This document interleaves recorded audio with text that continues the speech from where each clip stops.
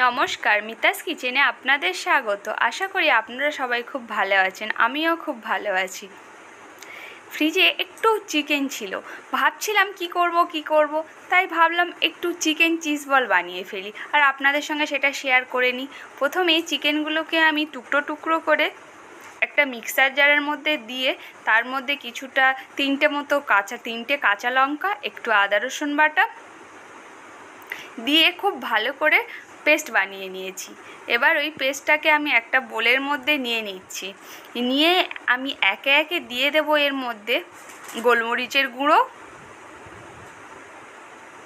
লবণ স্বাদ মতো,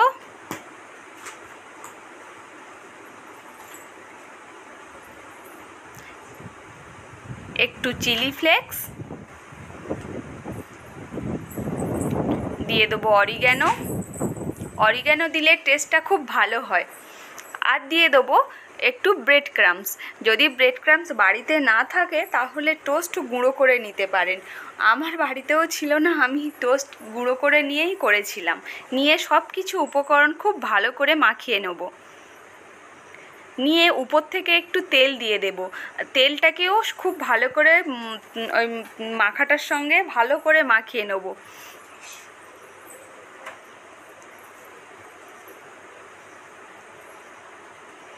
সব কিছু ভালো করে মাখিয়ে নেওয়ার পর এবারে আমি হাতের মধ্যে একটু তেল দিয়ে ছোট ছোট বলগুলোকে তৈরি করে নেব। আমি হাত দিয়ে আরেকটু ভালো করে মাখিয়ে নিলাম। এবার বলগুলোকে তৈরি করে নেব হাতের মধ্যে তেল দিলে, যাতে বলগুলো হাতে আটকে না যায়। তাই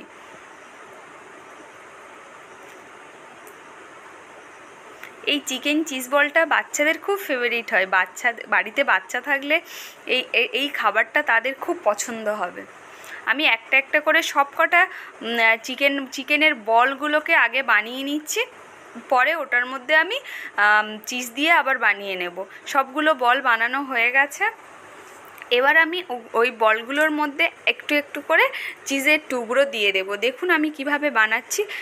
হাতের মধ্যে নিয়ে একটু প্রেস করে একটু মাঝখানটা গর্ত মতো করে তার মধ্যে আমি চিজগুলোকে দিয়ে মুখটাকে বন্ধ করে দিচ্ছি।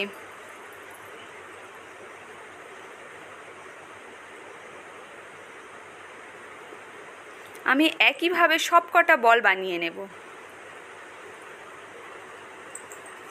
শুধু একটু লক্ষ্য রাখবেন যাতে চিজগুলো বাইরের দিকে বেরিয়ে না আসে, পুরো ভিতরের মধ্যে যেন থেকে যায় চিজগুলো। সব কটা বল একইভাবে আমি বানিয়ে নেব। আমি এখানে মজারেলা চিজ ইউজ করেছি, আপনারা চাইলে নর্মাল কিউব চিজগুলোও ব্যবহার করতে পারেন।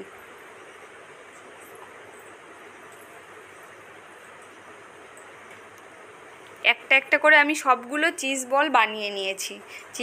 এবারে আমি উপর থেকে ফার্স্ট আমি কর্নফ্লাওয়ারের একটা কোটিং দেব। মানে ওই রকম অবস্থায় উপর থেকে একটু কর্নফ্লাওয়ার ছড়িয়ে, বা আপনারা একটা পাত্রের মধ্যে আগে কর্নফ্লাওয়ার নিয়ে তার মধ্যে বলগুলোকে দিয়ে মোটামুটি বলগুলোতে আমি কর্নফ্লাওয়ারের আগে কোটিং দিয়ে দেবো, যাতে বাইন্ডিংটা মানে এটা ভালো হয়, চিজগুলো বাইরের দিকে বেরিয়ে না আসে।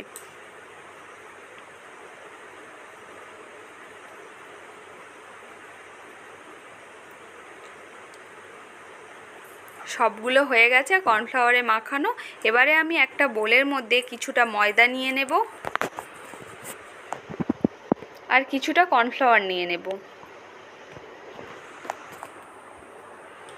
এবার ওর মধ্যে দিয়ে দেবো একটুখানি লবণ আর গোলমরিচের গুঁড়ো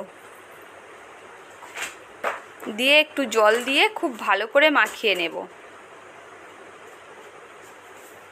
একটা ব্যাটার তৈরি করে নেব জল দিয়ে।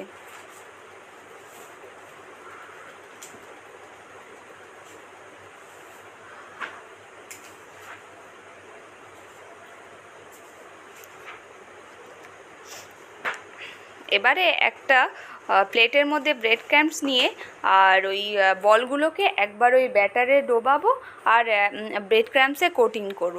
আপনারা মনে করলে দুবারও করতে পারেন। আবার এটাকে ওই ব্যাটারটার মধ্যে ডোবাবেন, আবার একবার ব্রেড ক্রাম্বসে কোটিং করবেন, দুবারও করতে পারেন।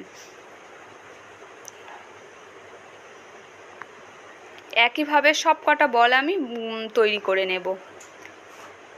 এবারে আমি কড়ার মধ্যে সাদা তেল দিয়ে দেব।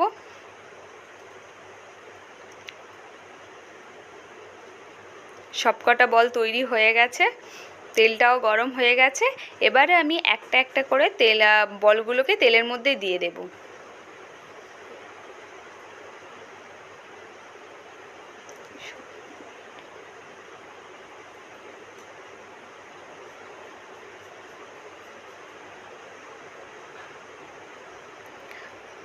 হাই টু মিডিয়াম ফ্লেমে দিয়ে আমি বলগুলোকে ভেজে নেব। গ্যাস কিন্তু আমি একদম কম করে রাখবো না, হাই টু মিডিয়াম ফ্লেমে আমি বলগুলোকে ভেজে নেব।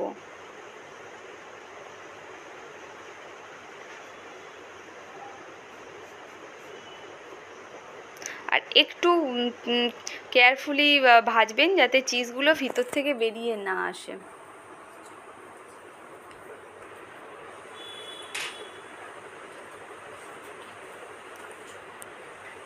বলগুলো আমার ভাজা হয়ে গেছে, এবারে আমি বলগুলোকে একটা একটা করে তুলে নেব।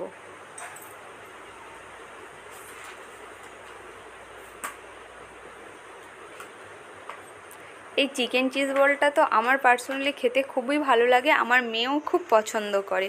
এবার আমি এটাকে সস দিয়ে আর পেঁয়াজ দিয়ে, আমি এখানে পেঁয়াজটা দিইনি, কিন্তু পেঁয়াজ দিয়েও আমি এত গরম আমি ওটাকে ভেঙে আপনাদের দেখাবো সেটাই দেখাতে পারছি না। দেখুন চিজগুলো একদম পুরো গলে গেছে,